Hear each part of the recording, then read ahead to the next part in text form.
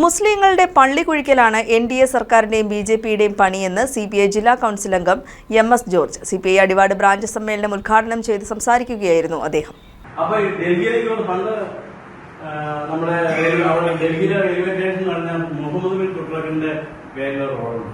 ഇപ്പൊ ചെന്ന് നോക്കി, ഇപ്പൊ ആരും ചെന്ന് നോക്കി അറിയാം, അവിടെ ആ റോഡില്ല, റോഡിന്റെ പേരേ മാറ്റി. അത് തന്നെയാണ് ഞാൻ ആദ്യം പറഞ്ഞത്.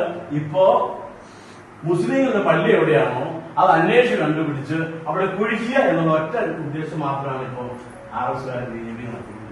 അടിവാട് 5 സ്റ്റാർ ടവറിൽ നടന്ന സമ്മേളനത്തിൽ AP റഹീം അധ്യക്ഷനായി. ഷാഹുൽ ഹമീദ് രക്തസാക്ഷി പ്രമേയവും ദീപ അനുശോചന പ്രമേയവും അവതരിപ്പിച്ചു. Local secretary MS Aliyar, Tomy, Antony, MS Ismail എന്നിവർ സംസാരിച്ചു. OM ഹസൻ റിപ്പോർട്ടും കണക്കും അവതരിപ്പിച്ചു. PK മോഹനൻ സ്വാഗതവും അമാൻ മാത്യു നന്ദിയും പറഞ്ഞു. OM ഹസനെ സെക്രട്ടറിയായും നന്ദു പ്രസന്നനെ അസിസ്റ്റന്റ് സെക്രട്ടറിയായും 8 അംഗങ്ങളെ ലോക്കൽ സമ്മേളന പ്രതിനിധികളായും സമ്മേളനം തെരഞ്ഞെടുത്തു. News desk KCV news.